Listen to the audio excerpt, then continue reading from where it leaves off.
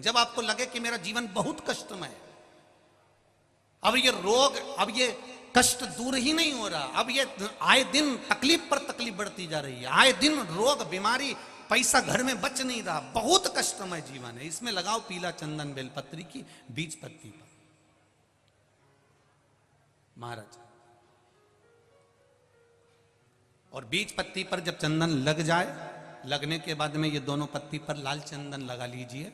इन दोनों पत्ती के बीच में जो डंडी का भाग होता है, आपको कहा था, आपको स्मरण में होगा शायद, हमने जब बेलपत्री की महत्वता बताई थी तो उस बेलपत्री की महत्वता में कहा था ब्रह्मा विष्णु महेश ये तीन हैं, बोला था।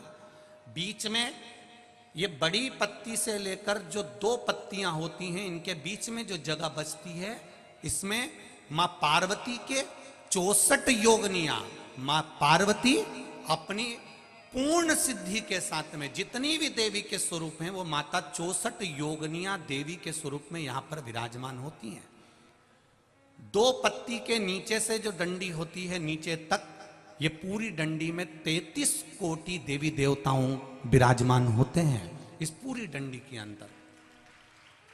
तो ये बीच वाली पत्ती है, ये जो बीच वाली पत्ती का जो भाग होता है, इस पत्ती के भाग में शहद का प्रयोग कर कर, यहां पीला चंदन, लाल चंदन, लाल चंदन, शहद का प्रयोग कर कर, इसी तरह से पकड़कर ये बेलपत्री की जो डंडी है वो अशुक सुंदरी पर जब आप समर्पित करें, तो जहां से जल बहता है उस ओर पर इस पत्ती को चढ़ाकर केवल आपके हृदय की बात कहकर देवाधिदेव महादेव से कोई भी शिव जी का मंत्र, पंचाक्षर नमः शिवाय, षडाक्षर ओम नमः शिवाय, श्री शिवाय नमस्तुभ्यम, या महामृत्युंजय मंत्र, जो शिव का मंत्र हो आपके पास में, उसको बोलते हुए देवाधिदेव महादेव को धीरे धीरे जल की धार चढ़ाना प्रारंभ करो। जल की धार जब पूर्ण होने लगे, उसमें थोड़ा जल बचे, तब अशोक सुंदरी पर जो तुमने बेलपत्र चढ़ाई है वहां उस जलधार को चढ़ाए। ये प्रयोग आपको केवल सोमवार की अष्टमी पढ़ने पर ही करना है। कौन से दिन करेंगे? जम के बोलिए जरा। सोमवार की अष्टमी पढ़ने पर यह प्रयोग करें और जल चढ़ाकर बाबा से विनती कर कर उसी बेलपत्र को वापस उठाकर कहीं जलाशय में या किसी पेड़ के नीचे विसर्जन कर दें और एक लोटा जल वहां भी चढ़ा दें। बस निवेदन कर कर आ जाइए, मेरा बाबा 3 माह के अंदर हाथ जरूर पकड़ेगा और आपको दलदल से बाहर निकाल देगा। एक यही प्रयोग का एक फल आया, देखिए आप।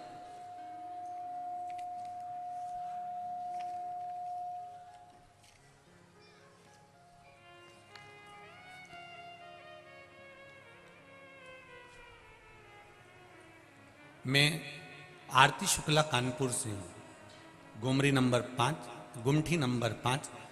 भोले बाबा की भक्ति का मैं क्या बखान करूं गुरुदेव, कहीं बैठी होंगी तो स्मरण कर रही होंगी।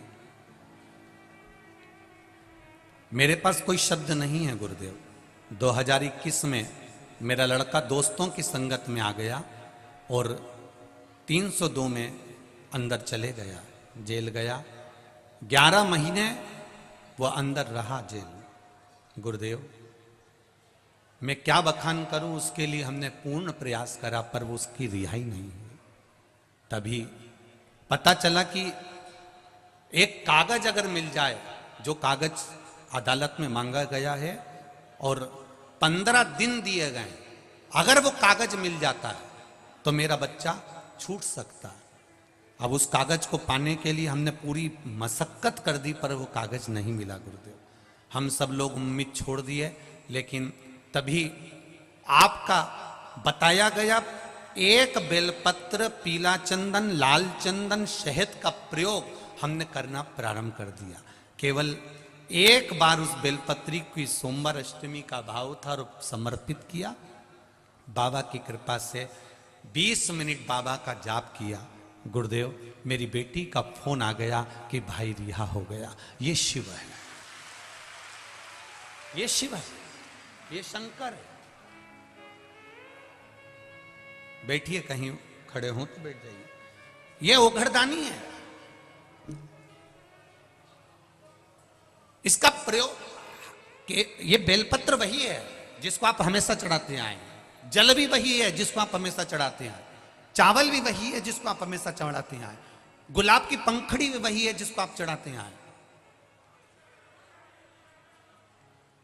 जल वही है, गुलाब वही है, पत्ती वही है, बेलपत्र वही है, मंदिर वही है। केवल इसको चढ़ाने के लिए तुम अब सोचते हैं लोग, हम तो कब से जल चढ़ा रहे हैं, हम तो कब से बेलपत्र चढ़ा रहे हैं, हम तो कब से फूल चढ़ा रहे हैं, हम तो कब से चावल चढ़ा रहे हैं। तुम चढ़ा रहे हो, पर अभी तक जो चढ़ा रहे थे, जैसे सास चढ़ा के आती थी ना, वैसे नियम से चढ़ा रहे थे। हमारी तो सास भी आंवले की पूजन करती थी तो हम भी कर रहे हैं। जैसे घर में तुम्हारे भगवान की पूजन सास भी करती थी तो हम भी कर रहे हैं। वो भी 2 अगरबत्ती लगाते थे, हम भी लगा रहे हैं। दुकान जाते हो, सफाई करते हो, 2 अगरबत्ती लगा देते हो। जैसे पहले से चला आ रहा है वही की वही तुम अभी तक कर रहे हो। क्यों? क्योंकि हमारी सास करती थी, हमारे ससुर करते थे, हमारे पिताजी करते थे, हमारी माँ करती थी। जो पहले से करती आई उसका स्मरण तुमको रखा। तुम विश्वास रखकर नहीं कर रहे हो, तुम ये कर रहे हो कि हमारे यहां से तो पहले से चले आ रहे हैं, हम तो पहले से करते आ रहे हैं, हम तो पहले से मंदिर जा रहे हैं। ये तुम एक नियम बनाकर कर रहे थे कि हमारे पूर्वज करते आए हैं तो हमको करना है। पर अब तुम जो जल चढ़ा रहे हो, अब तुम जो बेलपत्री चढ़ा रहे हो, अब तुम जो चावल चढ़ा रहे हो, अब तुम जो धतूरा चढ़ा रहे हो, अब तुम जो पुष्प चढ़ा रहे हो, उसको चढ़ाने में तुम्हारा पूर्व का समय भूल गए। अब तुम्हारा विश्वास अंदर से जाग गया कि मैं ये चढ़ाऊंगी तो मेरा महादेव मेरे लिए तत्पर खड़ा। अब गया समय, अब तुम्हारा विश्वास जागृत हो गया। अब विश्वास की जागृतता आ गई, अब विश्वास की प्रबलता आ गई, अब विश्वास जागृत हो गया, भरोसा दृढ़ हो गया। और जब भरोसा दृढ़ हुआ, विश्वास जागृत हुआ, तब परमात्मा को मिलने में देरी नहीं है। और अच्छे से समझो इस बात को, हमने शिव पर विश्वास नहीं करा तब तक ये मन भटकता रहा। किसी ने बताया वहां चले जाओ, वहां से ये काम हो जाएगा, वहां चले जाओ, वहां से ये काम हो जाएगा, वहां चले जाओ, वहां से ये काम हो जाएगा, वहां चले जाओ, वहां से ये काम हो जाएगा। अपन भटकते रहे। कोई कहता काल सर्प दोष है, कोई कहता वास्तु दोष है, कोई कहता पितृ दोष है, कोई कहता ये दोष है, कोई कहता वह दोष है। हमने जिंदगी भर सारे दोष निकाले, पर हम ये नहीं निकाले कि हमारे कर्म में क्या दोष है। हमने वास्तु दोष की पूजन कराई, पितृ दोष की पूजन कराई, काल सर्प दोष की पूजन कराई, पर अपना दोष भी तो मिटाओ कि हम पूर्व में जो कर कर आए हैं वो कटेगा कैसे। मकान का सीढ़ियां यहां से बनाओ, बाथरूम तोड़ो यहां से बनाओ, रसोई घर उधर बनाओ। हमने पूरा तोड़ दिया, उसके बाद भी सुख नहीं आया। हमने 4 बार जाकर पितरों की पूजन करा दी तो भी सुख नहीं आया। हमने काल सर्प दोष की पूजन करा दी तो भी सुख नहीं आया। फिर वो सुख क्यों नहीं मिल रहा? उसका एक कारण है, ये सब दोष तो बाद में है। पहले हमने पूर्व में जो कर्म करा था, किसी का दिल दुखाया होगा, किसी को कष्ट दिया होगा, वो दोष जो हमारे कर्म में लिखा हुआ है वो कोई पूजन से नहीं कटेगा। बस केवल कटेगा तो आपके भजन से कटेगा। आप करो भगवान की भक्ति। आप जितना भगवान का भजन करोगे, आप जितना कीर्तन करोगे, आपको स्वयं को करना पड़ेगा। मैं खाऊंगा मेरा पेट भराएगा, ये खाएंगे इनका पेट भराएगा, आप खाओगे आपका पेट भराएगा। भगवान की पूजन में तुम्हारा टच चल सकता है। पति पूजन करेगा, पत्नी टच करके बैठी रहेगी, ये तुम्हारी भगवान के पूजन में चल सकता है, पर कर्म काटने में टच नहीं चलता।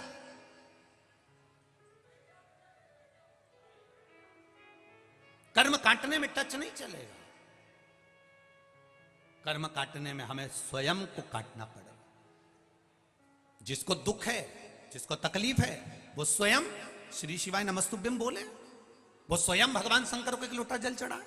हाँ, अगर शरीर से नहीं उठ पा रहे हो तब घर में बच्चों से कहो मेरे मंदिर चले जा, थोड़ा सा पानी लिया शिव जी को चढ़ाकर, घर से लेकर जाना जल शंकर को चढ़ाना, उसी कलश में थोड़ा सा लेकर आ जाना, थोड़ा सा लेकर आना।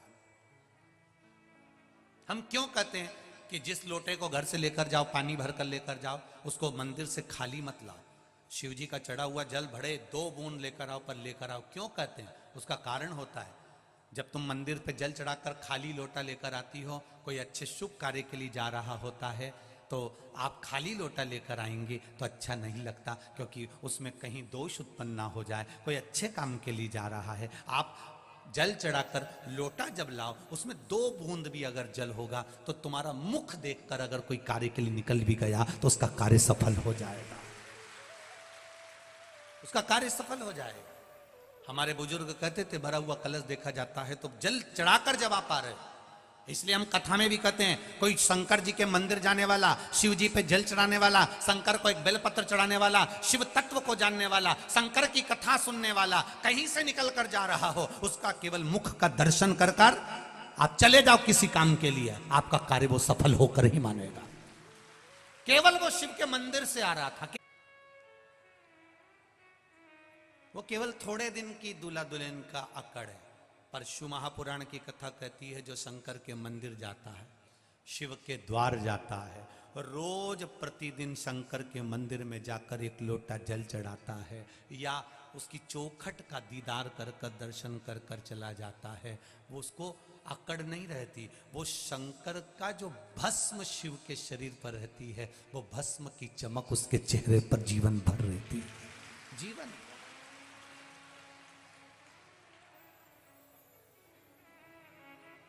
मैंने तेरे ही भरोसे, ओ बाबा तेरे ही भरोसे, हवा बिच उड़ती जावांगी, बाबा डोर हथो छड़ी नामे कट्टी जावांगी, भोले शंभो में तेरी पतंग, हवा बिच उड़ती जावांगी, बाबा डोर हथो छड़ी ना में कट्टी जावांगी। भगवान शिव की कथा कर, आपका विश्वास जागृत हुआ है। अब आप पुरातन समय के अनुसार मेरी सास जल चढ़ाती थी वो नहीं, अब आप जल चढ़ा रहे हैं तो उसमें आपका विश्वास है कि मैं शंकर को जल चढ़ाऊंगी, बाबा मेरी सुनेगा। मेरा पिता, मेरा बाबा अभी बैठा है।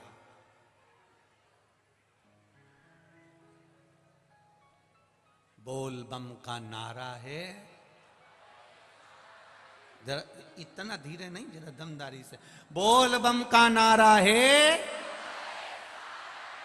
बाबा एक सहारा है। वो बाबा हमारा सहारा बना हुआ है। कोई भी हाथ छोड़ दे, कोई भी हमारा साथ छोड़ दे, पर एक मेरा देवाधिदेव महादेव तुम्हारे पल पल घड़ी घड़ी क्षण क्षण में तुम्हारे साथ हर पल रहे। और फिर कह रहा हूं इस व्यासपीठ से, दिल से कहकर जा रहा हूं, आपने दिल से सुना है। दिल का तू किनारा है, मेरी नैया का तू किनारा। आपका विश्वास जागृत करिए, आपका भरोसा जागृत करिए, आपकी दृढ़ता जागृत करिए। जब जागृत हो जाएगी तब सुख अपने आप आ जाएगा। मंदिर जाते हो आप लोग, सब जाते हो? विश्वास रखकर जाना, भरोसा रखकर जाना। जब घर से जल लेकर जाओ ना, जब घर से जल लेकर जाओ, तब मटके में से जब पानी भरो, लोटे में से पानी भरो, नल में से जब पानी भरो, तुम जब घर से जल लेकर जाओ, लोटे में से पानी भरो, नल में से जब पानी भरो, तुम जब घर से जल लेकर जाओ, तो तुम्हारे भीतर एक विश्वास होना चाहिए, मैं अपने बाबा से मिलने जा रही हूँ। अपने घर का दुख दर्द तकलीफ, मेरे मन की बात मैं बाबा से कहने जा रही हूँ। अगर तू नहीं सुनेगा तो सुनेगा कौन? कौन सुने?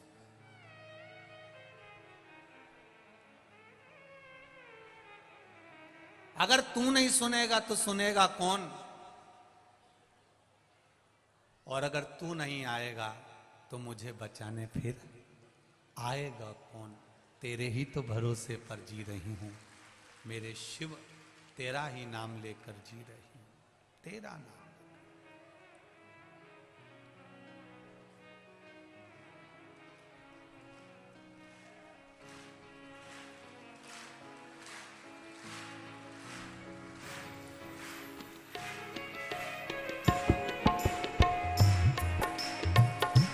सुन के भक्तों की पुकार होके नंदी पे सवार, सुन के भक्तों की पुकार होके नंदी पे सवार, काशी नगरी से आया मेरा भोलेनाथ, सुन के भक्तों की पुकार होके नंदी पे सवार, काशी नगरी से। सब गाइए।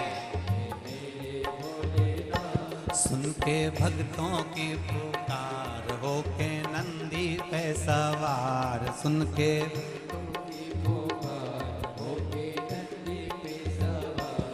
काशी नगरी से आया मेरा भोलेनाथ, सुन के भक्तों की पुकार होके नंदी पे सवार, काशी नगरी से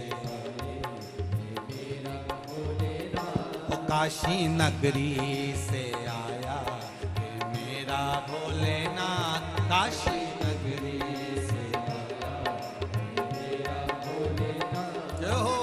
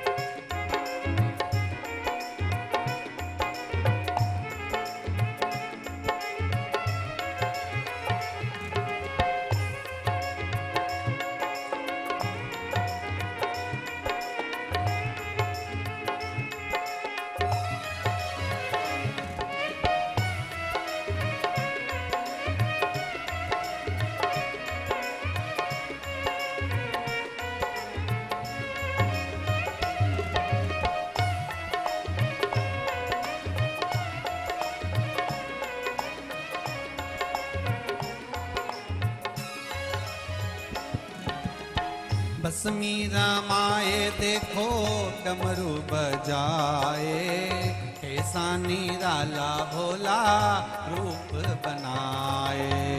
भस्मी रमाए देखो डमरू बजाए, कैसा निराला भोले रूप बनाए। भस्मी रमाए देखो डमरू बजाए, कैसा निराला भोला रूप बनाए। भस्मी रमाए देखो डमरू बजाए, कैसा निराला भोले रूप बनाए। गले सर्पों की है माल, हो गए नंदी पे सवार। गले सर्पों की है माल, हो गए नंदी पे सवार। काशी नगरी से आया है मेरा भोलेनाथ, काशी नगरी से आया है मेरा भोलेनाथ। सुन के भक्तों की पुकार, होके नंदी पे सवार। सुन के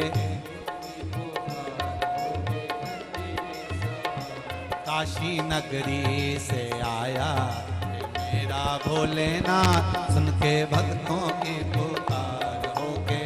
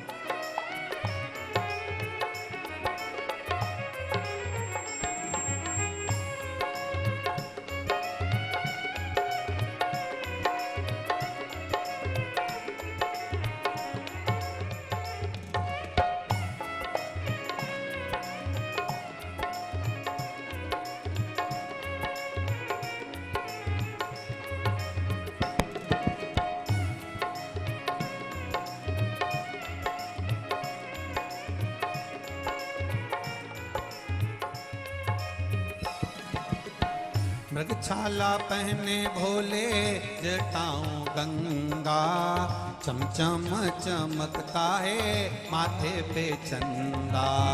मृगछाला पहने भोले जटाऊं गंगा, चमचम चमकता है माथे पे चंदा।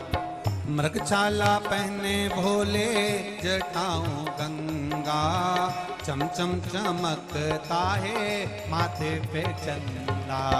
मृगछाला पहने जटाओं में गंगा, चमचम चमकता है माथे पे चंदा। गोरा करे है सिंगार होके नंदी पे सवार, गोरा करे है सिंगार होके नंदी पे सवार। गोरा करे है श्रृंगार होके नंदी पे सवार, गोरा करे है श्रृंगार होके नंदी पे सवार। काशी नगरी से आया है मेरा भोलेनाथ, काशी नगरी से आया है मेरा भोलेनाथ। सुन के भक्तों की पुकार होके नंदी पे सवार, सुन के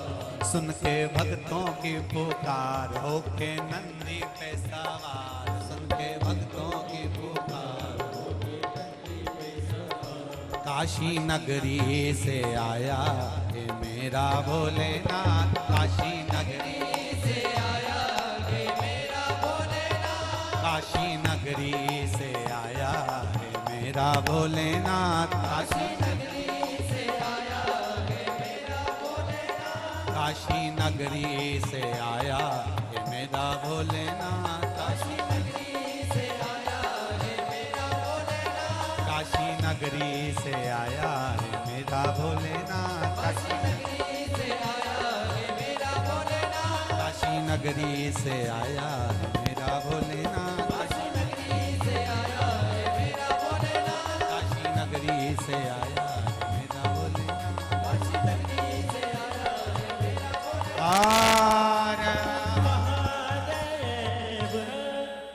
अपनी जगह बैठकर भगवान देवाधिदेव महादेव से प्रार्थना करिए, भाव से, दिल से, आनंद से भगवान की अविरत भक्ति को धारण करने वाला भाव से कहे। आज कथा का विराम दिवस है, दिल से कहो बाबा से,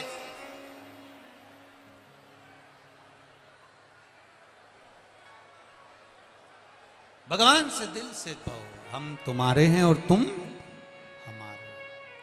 श्री शिवाय नमस्तो, श्री शिवाय नमस्तो, श्री शिवाय नमस्तो, श्री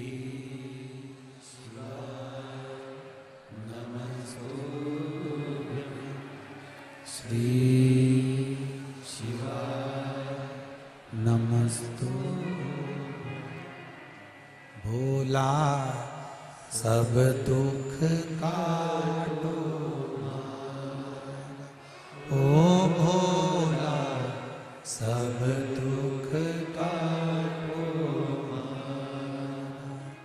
शिव शंकर जपो तेरी माला, भोले बाबा जपो तेरी माला, भोला सब दुख काटो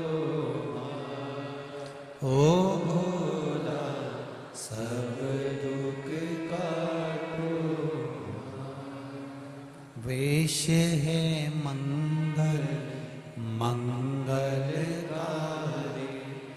वेश है मंगल मंगलकारी, शमशान वासी हमारा, शमशान वासी हमारा, ओ भोला सब दुख काटो ओ भोला सब दुख काटो। भगवान शिव से करो प्रार्थना, संकट कुछ भी हो, दुख कैसा भी हो, जब तक कुंवारी है बेटी उसको देखने वाले ढेर आएंगे, जब शादी हो जाएगी तो एक जगह स्थिर है, फिर कोई नहीं आता। उसी तरह शंकर भगवान का सेवा करने वाला, पूजन करने वाला, भजन करने वाला, शिव मंदिर जाने वाला, शंकर को एक लोटा जल चढ़ाने वाला फिर कभी नहीं भटकता, एक जगह स्थिर हो जाता है, फिर उसका भटकना बंद, भटकन बंद हो जाती है, उसकी भक्ति का बल बढ़ जाता है। शिव महापुराण की कथा कह रही है, भगवान शंकर का चरित्र कहता है। आज बहुला गाय अपने बेटे मनोरथ को दूध पिला रही है, मनोरथ को दूध दे।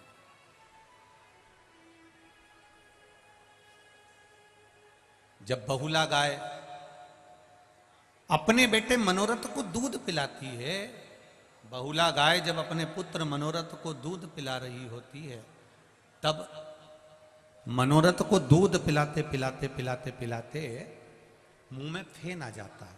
बछड़ा जब दूध पीता है ना, आप दर्शन करिएगा, जब जिनके यहाँ गाय होगी, बछड़ा जब दूध पीता है तो उसके मुंह में थोड़ा साइड में फेन हो जाता है। जब मनोरथ के मुख में फेन आया, वो फेन उड़ा, उड़कर शिवजी जहां पर तप कर रहे थे, साधना में लीन थे, वहां पर वो फेन चला गया।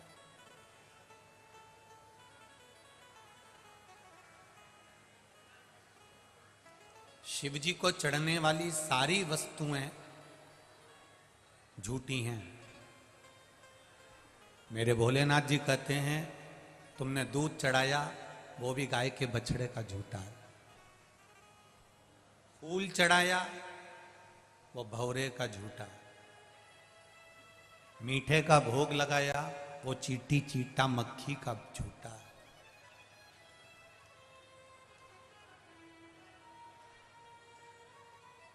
सब झूठा। जल चढ़ाया, वो मछली का झूठा। जितनी भी वस्तु हम भगवान शंकर को दे रहे हैं वो सब झूठी है।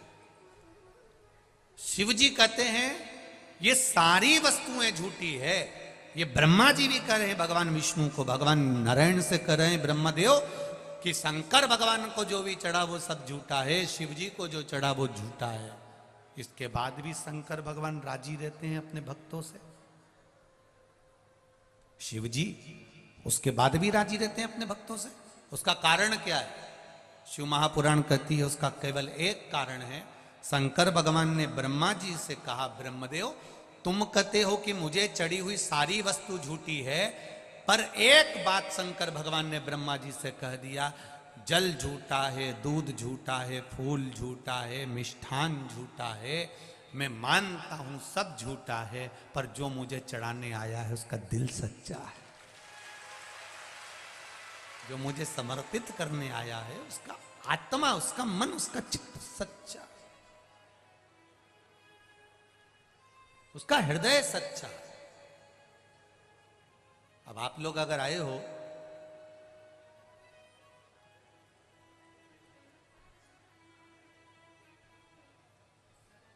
अगर आप लोग यहां पहुंचे हो, दिल रख कर पहुंचे हो, यहां कुछ भगवान ये नहीं देख रहा है कि तुम क्या लेकर आए हो, भगवान ये देख रहा है कि तुम निर्मल मन सो मोही भावा, मोही छल छिद्र कपट, मुझे निर्मल मन चाहिए।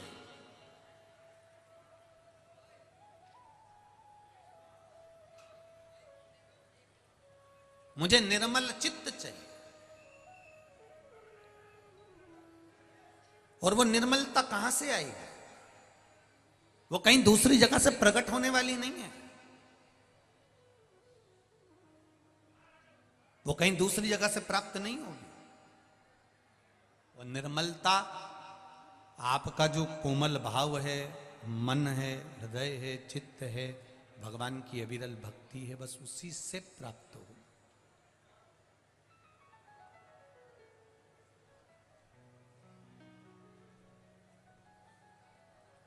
निश्चित है। आप लोगों से एक बात कही थी, आप लोगों के स्मरण में होगी, जितने लोग आस्था चैनल पर सुन रहे हैं, जितने फेसबुक यूट्यूब पर सुन रहे हैं, जितने लोग इस लाखों की संख्या में,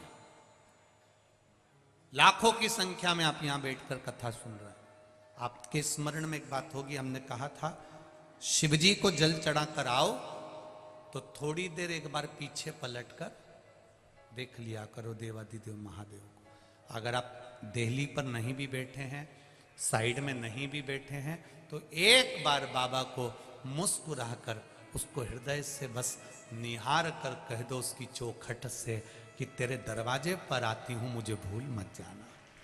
तेरी चौखट पर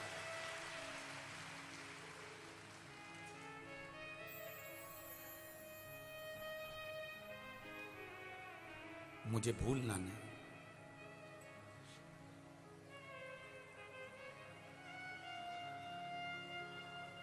ये पशुपति व्रत अपन लोग करते हैं ना, तो वो पशुपति व्रत में जो 5 दिए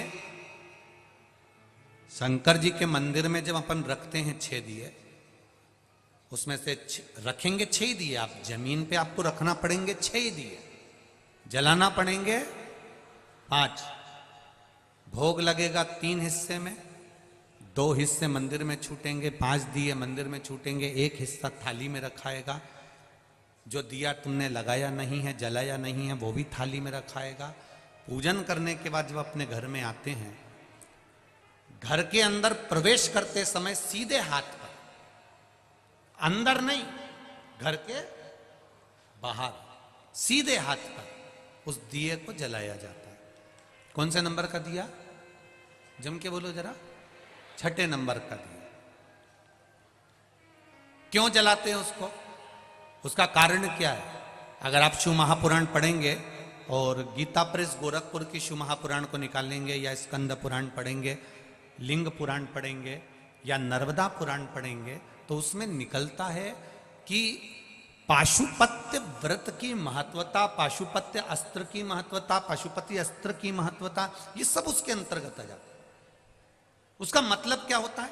आपने मंदिर में दिया रखा और वापिस उठाया, उठाकर लेकर गए, घर के दरवाजे पर जलाया, अर्थात भगवान की साक्षी में, नंदी की साक्षी में पूजन कर कर आप भगवान को अपने दरवाजे की रोशनी दिखाने के लिए कि मेरा द्वार, आप जहां निकलेंगे मेरा दरवाजा यहां पड़ता है जहां दिया लगा रहे हैं, आप आइए।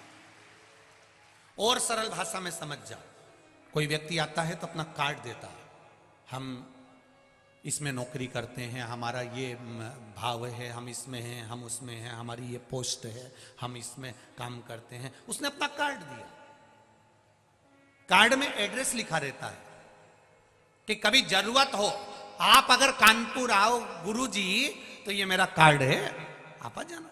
आप अगर अयोध्या आओ महाराज जी तो आप आ जाना। आप सीओर आओ तो आ जाना, ये मेरा कार्ड है, ये मेरा एड्रेस है।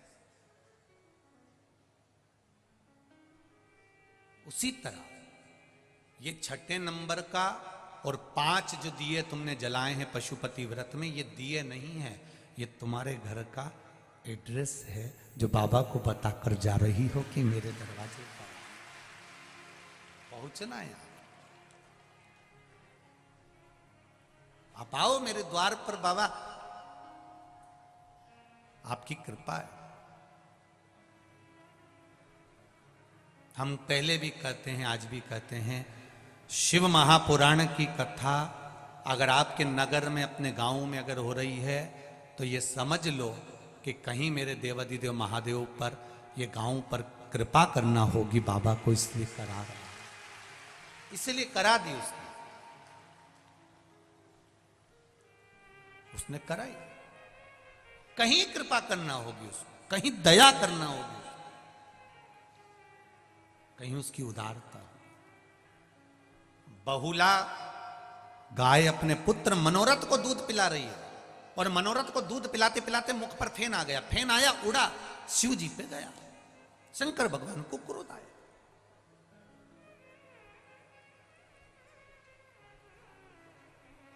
शिव जी को क्रोध आया तो शंकर भगवान ने मनोरथ को मारने के लिए त्रिशूल उठाया। इतने में बहुला गाय को लगा कि मेरा बेटा मर जाएगा, मेरा बेटा मर जाएगा। गौ माता जैसी दुनिया में कोई मां नहीं।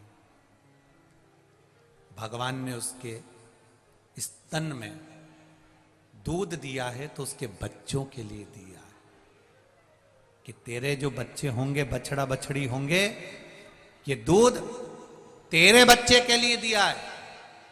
पर गौ माता के बछड़े को तो केवल मुंह लगाया जाता है, खींच कर उसके पास में बांध दिया जाता है और पूरा दूध उस बछड़े के सामने निचोड़ निचोड़ के निकाल लिया जाता है।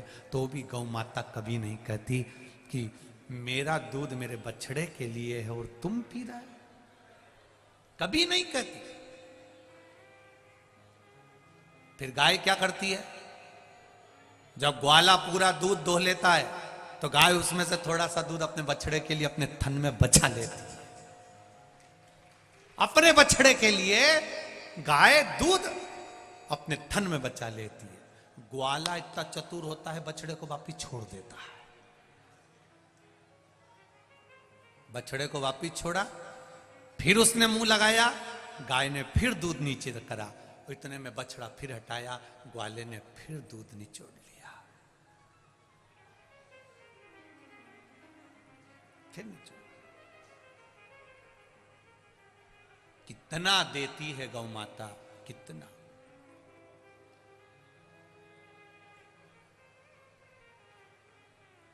उसका देना सरल नहीं, कितना देती। उसके बाद भी हम उसको देते क्या है?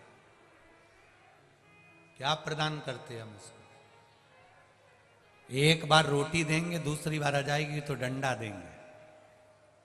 हम क्या देते हैं उसको? कुछ नहीं।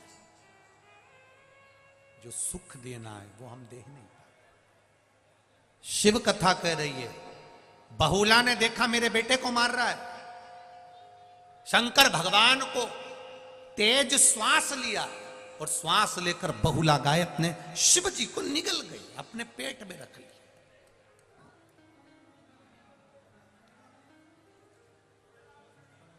दो माता ने शंकर भगवान को निगला था,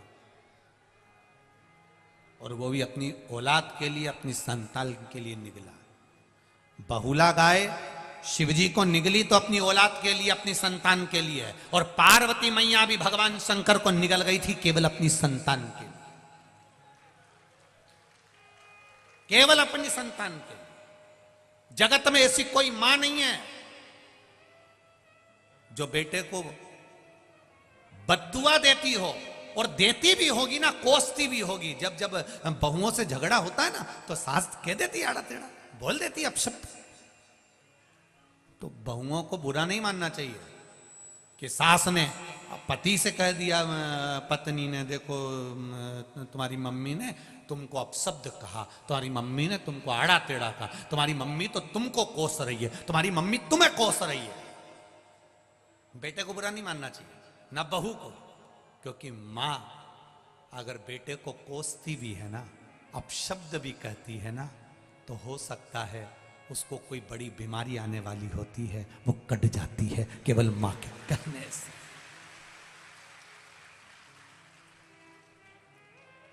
क्या यशोदा मैया लाला को प्रेम नहीं करती थी जो छड़ी लेकर भागी?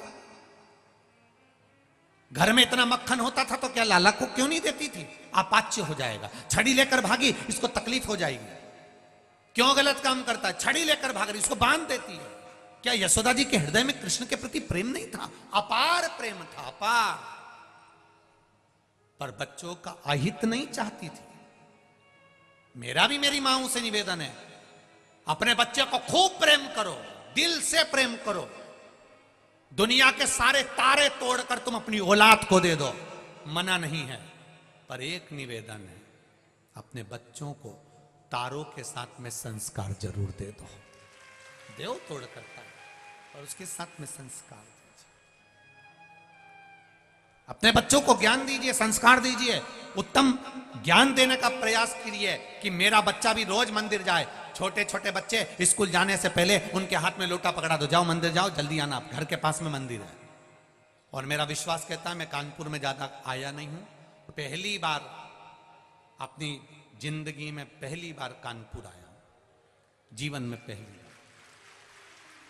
और मेरा विश्वास कहता है कि कानपुर में भी आप जितनी जगह से आए हो ना कथा सुनने के लिए, जहां जहां से आए हो, ये मेरा विश्वास कहता है, मुझे तो मालूम नहीं, पर मेरा विश्वास कहता है कि जहां आप रहते होगे, आपके घर से कुछ कुछ दूरी पर, 50-500 मीटर की दूरी पर, या 1 किलोमीटर, या 200 मीटर, या 100 मीटर, या 4 घर छोड़ के, या 8 घर छोड़ के, आगे पीछे दाएं बाएं में कहीं ना कहीं शंकर का मंदिर तो जरूर होगा। ये मेरा दिल कहता है, ये मेरा हृदय कहता है, शिव मंदिर जरूर होगा।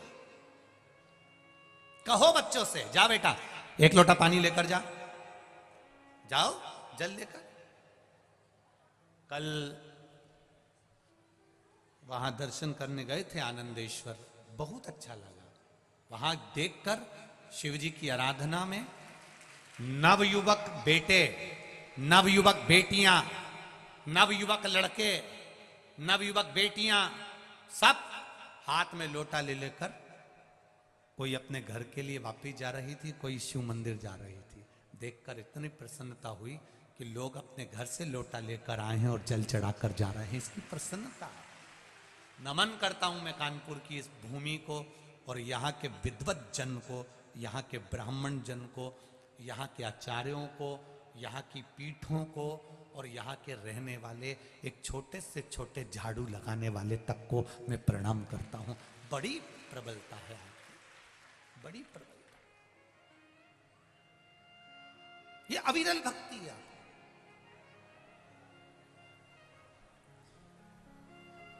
ये विश्वास आपका,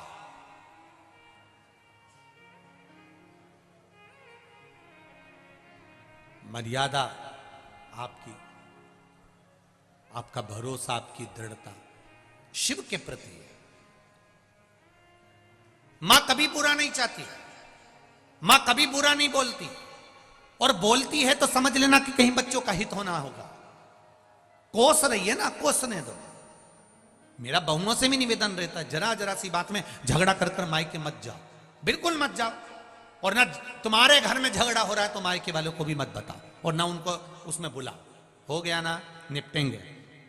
कई लोग थोड़ा सा झगड़ा हुआ अदालत पहुंच जाते हैं, तलाक की नौबत आ जाती है, तलाक की बात होने लगती है। मेरा निवेदन है, आप जितने भी लोग बैठे हैं, लड़की की शादी के लिए ना जाने कितने लड़के देखे होंगे, और लड़के की शादी के लिए ना जाने कितनी लड़की देखी होगी। कितने लड़के तुम्हारे विवाह के लिए ना जाने कितने संबंध आए, और कितने संबंध देखे, तब जाकर तुम्हारी किस्मत में ये लिखे थे जिनसे तुम्हारा विवाह हुआ है।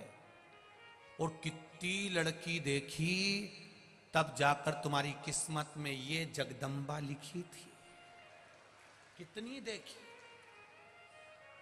अब सोचो, ललाट पर अगर तुम्हारी किस्मत में ये लिखा है और तुम्हारी किस्मत में ये लिखी है, तो तुम झगड़ा कर कर तलाक ले भी लोगे ना, और दूसरी शादी कर भी लोगे, तो ये पक्का है, ये जैसा मिला है इससे दुगना भेरू मिलने वाला है, पक्का है। और भारी। इसलिए थोड़ा सा राजीनामा करना सीखो, थोड़ा सा आपस में समझौता करना सीखो, थोड़ा आपस में स्नेह करो, झगड़ो करो, थोड़ा प्रेम रखिए, थोड़ा स्नेह। लिखन वाले ने अगर दुख लिखा है तो वो दुख तो मिलेगा, चाहे तुम कुछ भी करो। बस उस दुख का एक समय होता है, वो दुख मिटने का भी एक समय होता है। ये यहां पर, ये आगे जाते हो ना, ये यहां से निकले और आप लोग इधर मंदिर के लिए जाते हो, ये चौराया पड़ता है ना, इसके नीचे क्या बोलते हैं, वो ब्रिज बन रहा है मेट्रो का, वहां पर आगे जाके लाल बत्ती हरी बत्ती का चौराया है, बत्ती लगी रहती है, लाल बत्ती हरी बत्ती। हमारी भी गाड़ी रुकी थी,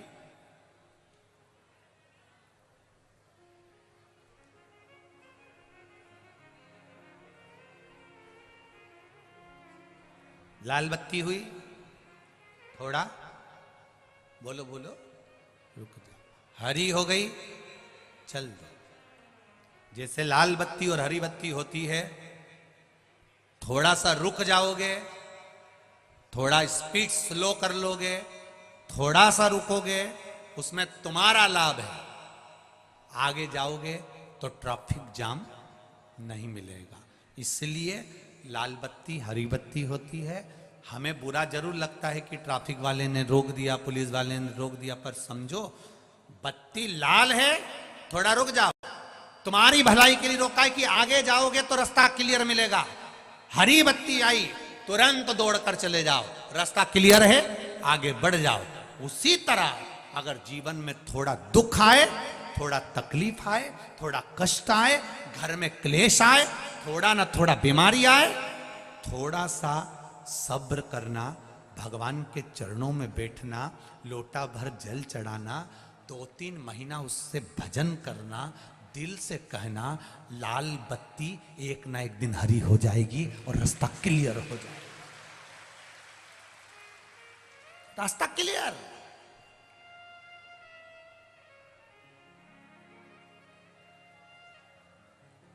थोड़ा रुको।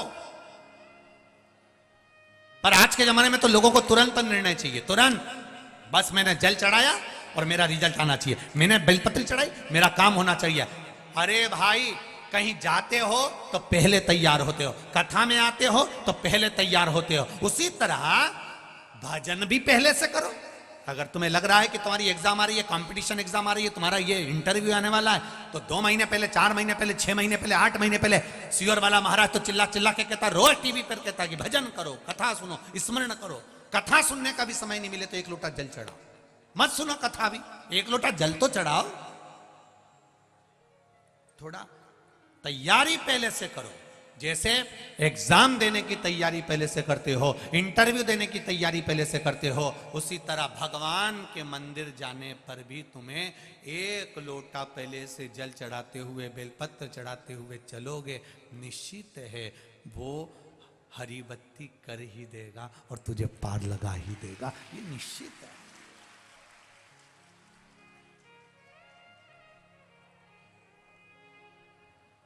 खाली न जाता कोई दर से तुम्हारे, ये शिव है।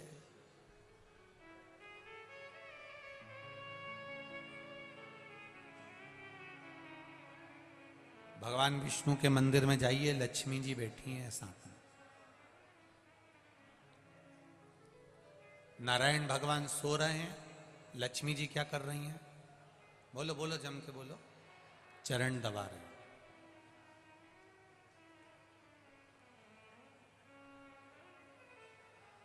ब्रह्मा जी के यहां जाइए, ब्रह्माणी माला लेकर बैठी हुई हैं, बीणा बजा रही। लक्ष्मी जी के यहां जाओगे, लक्ष्मी जी हाथ में हंडा लेकर बैठी हैं, लक्ष्मी लुटा रहे भगवान विष्णु। पर शंकर भगवान के यहां जाओगे तो माता पार्वती एकदम फिरी बैठी है, हाथ जोड़ के एकदम। इनके हाथ में ना बीणा है, ना कोई हंडा है, ना कोई घड़ा है। लक्ष्मी जी को देखकर, ब्रह्माणी को देखकर माता पार्वती जी ने भी शिव जी से पूछा था, मैं क्या पकड़ के बैठूं, मेरे को बताओ आप, ये मैं बीणा लूं कि हंडा लूं कि घघरा लूं कि कुछ लूं? गंगा जी को देखो तो हाथ में जल मिलता है, नर्मदा जी को तो देखो हाथ में जल मिलता है, जितनी माताओं का दर्शन करोगे किसी की न किसी के हाथ में कुछ ना कुछ मिलता है, पर पार्वती जी का हाथ तो यूं बैठी है हाथ जोड़ के। शिव जी से पूछा मैं क्या करूं? शंकर भगवान कहने लगे, पार्वती सुन, नारायण भगवान के यहां अगर कोई आएगा, लक्ष्मी जी लक्ष्मी लुटाने में लगी हैं या चरण दबाने में लगी हैं, वो व्यस्त है। भगवान उठ उठ के बहुत जल्दी आए जाए, वो भी श्रेष्ठता नहीं। ब्रह्मा जी की ब्रह्माणी भी सेवा में लगी है। भगवान शिव ने पार्वती से कहा, मैं नेत्र बंद करके बैठ जाता हूं पार्वती, मैं तो तप में डूबा रहता हूं, मान लो अगर कोई मेरे दरवाजे पर आया, तू तो बैठी है ना, तेरे तो आंख बंद नहीं है। कभी भी शंकर जी के मंदिर में जाकर देखना, पार्वती के नेत्र बंद नहीं मिलेंगे। पार्वती आंख खोलकर हाथ जोड़ के बैठी है। करें दर्शन सबने? कभी भी आंख बंद करके पार्वती शिव जी के मंदिर में नहीं बैठी है, आंख खोल के बैठी है।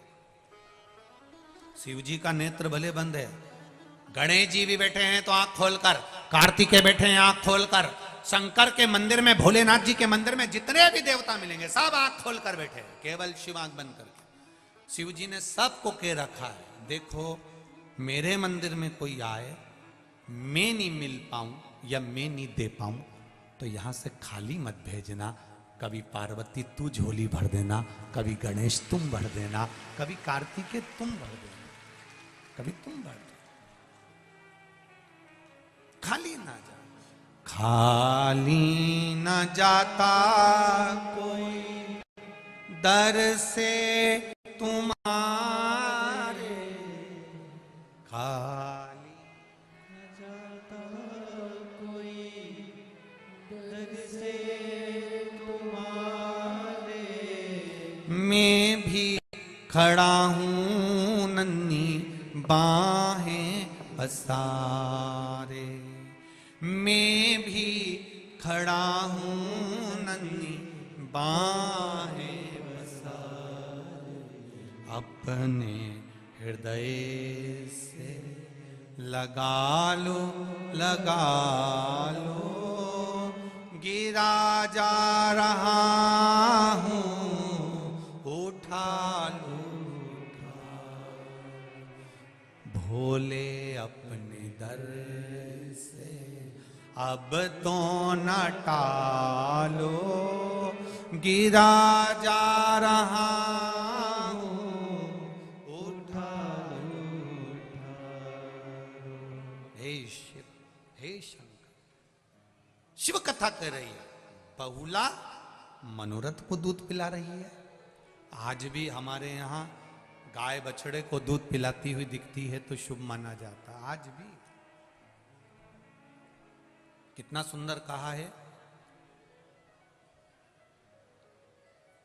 यदि कोई पितृ, घर के पूर्वज,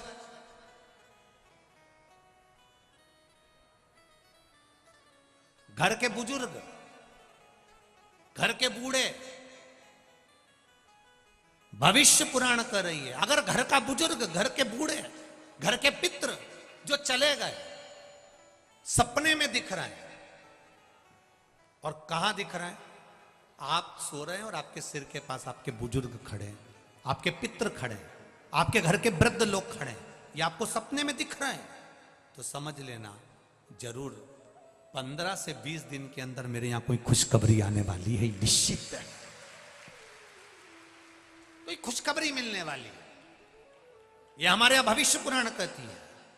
और यदि वही पितृ, वही पूर्वज, वही घर के बूढ़े, वही बुजुर्ग हमारे पांव के पास स्वप्न में नजर आ रहे हैं कि मेरे पांव के पास बैठे हैं, समझ लेना कि घर में किसी ना किसी को एक बड़ी बीमारी जरूर घेरने वाली है, कोई रोग आने वाला। और वही पितृ, वही पूर्वज,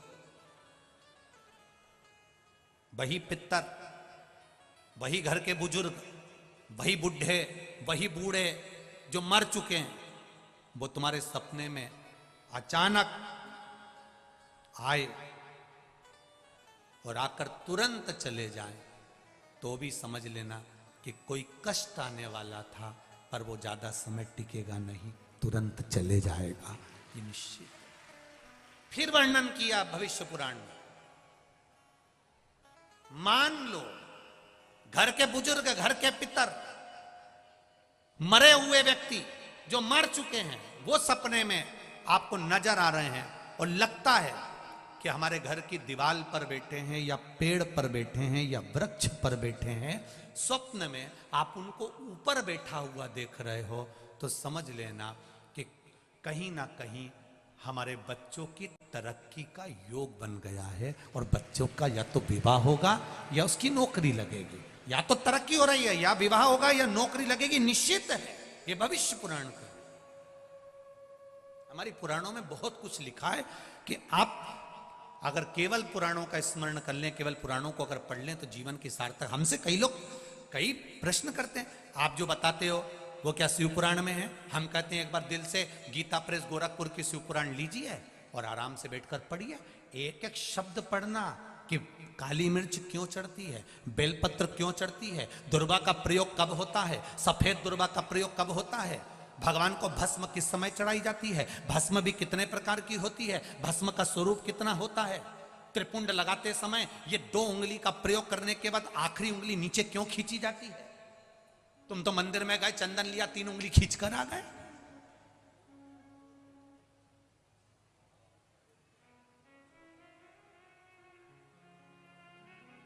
उसको समझो कि उसका कारण क्या है।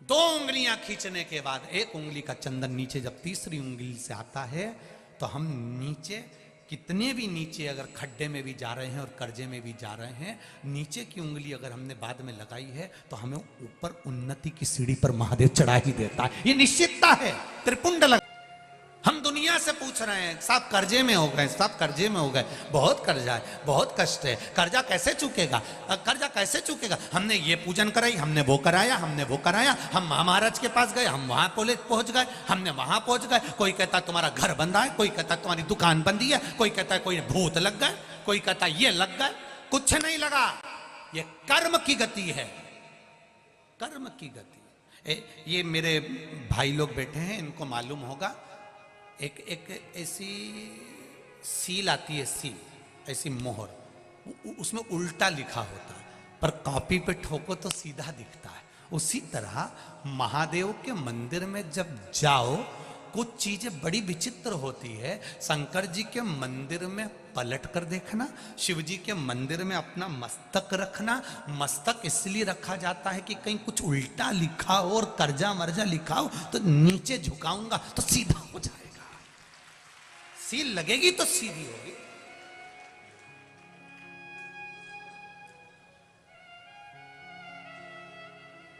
हम कई बार माताओं से कहते हैं आप जल चढ़ा कर आई हो, आपके पास में चंदन नहीं है, आपके आसपास में कुछ भी सामग्री नहीं है और आपको लग रहा है कि आज मुझे बाबा को त्रिपुंड लगाना है, कुछ नहीं है, तो भी ये उंगली तो भगवान ने दी है, लगा दिया, हो गया।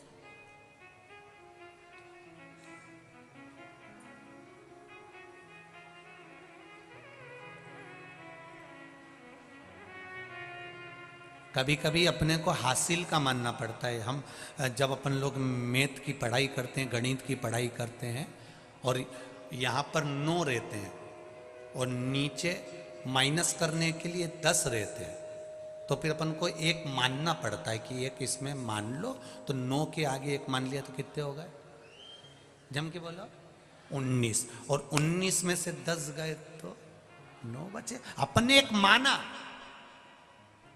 कभी कभी गुरुजी की बात को मानना पड़ता है, तभी तो 9 बच पाता है।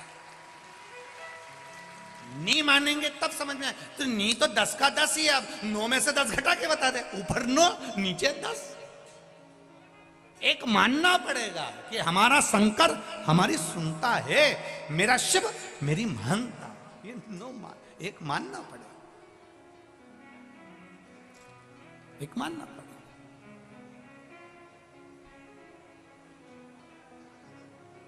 तब हमें कुछ प्राप्त हो। फिर वही बात आ गई, मानो तो मैं गंगा मां हूं, ना मानो तो बहता पानी।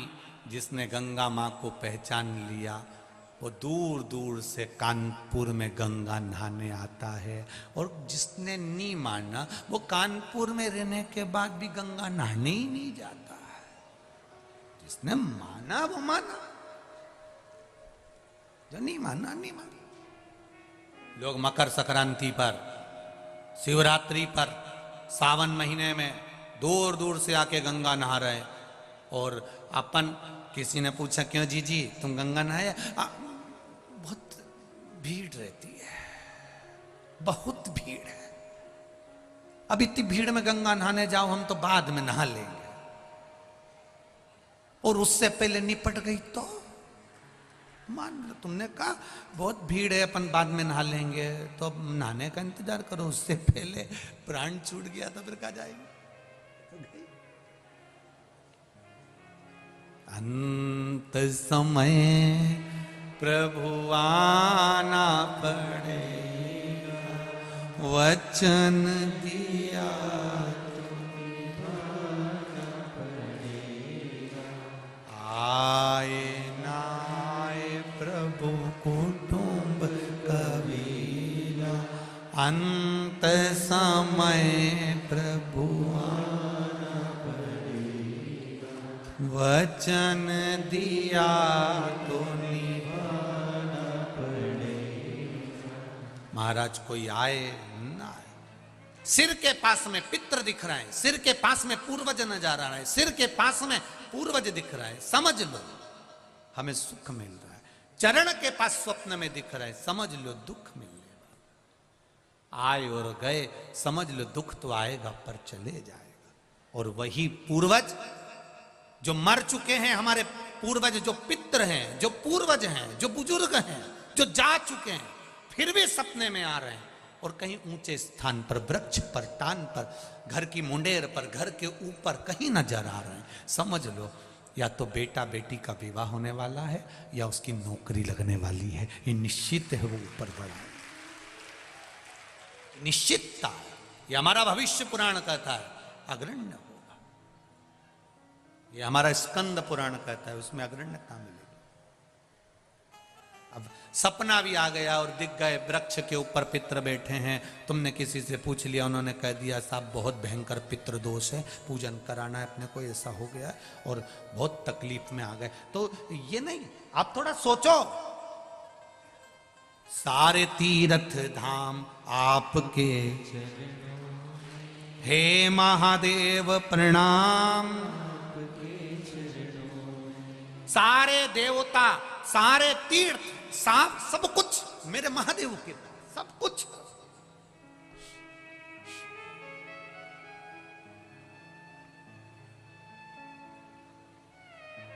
सब कुछ है उसके पास, तो संभाल लेता है। बस आप दिल से जाना। राहु, केतु, चंद्र, मंगल, शनि, शुक्र, बुध, ये सारे जितने भी ग्रह हैं ना, इनकी एक एक की कथा लिखी है इस शिव महापुराण में। चंद्र को भगवान ने काया के रोग से मुक्त करा, सिर पे आके बैठ गया। चंद्र सिर पर आकर बैठा।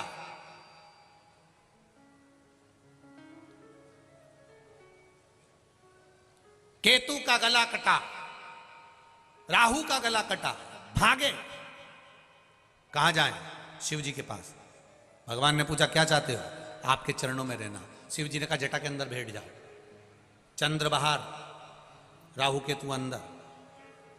चंद्र के पसीने छूटने लगे, ये तो हमें खा जाएगा। चंद्र ग्रहण सूर्य ग्रहण होता है तो इसी में उनको लगा ही हमें खा जाएगा। शिव जी कहते किसी की हिम्मत नहीं है, चुपचाप बैठे रहे चंद्रमा, कुछ नहीं होगा, बैठे रहे वहीं पे। चंद्रमा बैठा, अंदर राहु केतु बैठे हुए। थोड़ी देर बाद पृथ्वी का पुत्र मंगल आ गया। प्रभु क्या हुआ? मुझे नष्ट करने का सोच रहे हैं लोग, मुझे बर्बाद करने का सोच रहे हैं, श्राप दिया जा रहा है। भगवान कहते क्यों चिंता करता है? जहां मैं बैठा हूं, जहां से मेरे शिवलिंग का पानी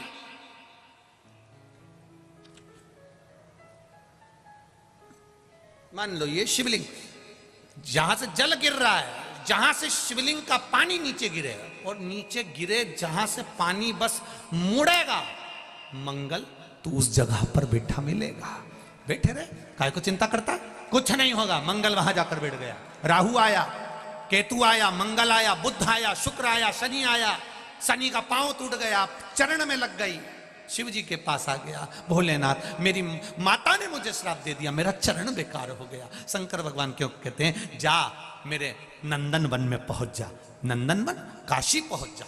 नंदन वन में गया, क्या करूं मैं? उसने एक शिवलिंग का निर्माण करा, पूजन में लग गया। सोमनाथ जी का शिवलिंग चंद्रदेव ने बनाया था, तो काशी विश्वनाथ का शिवलिंग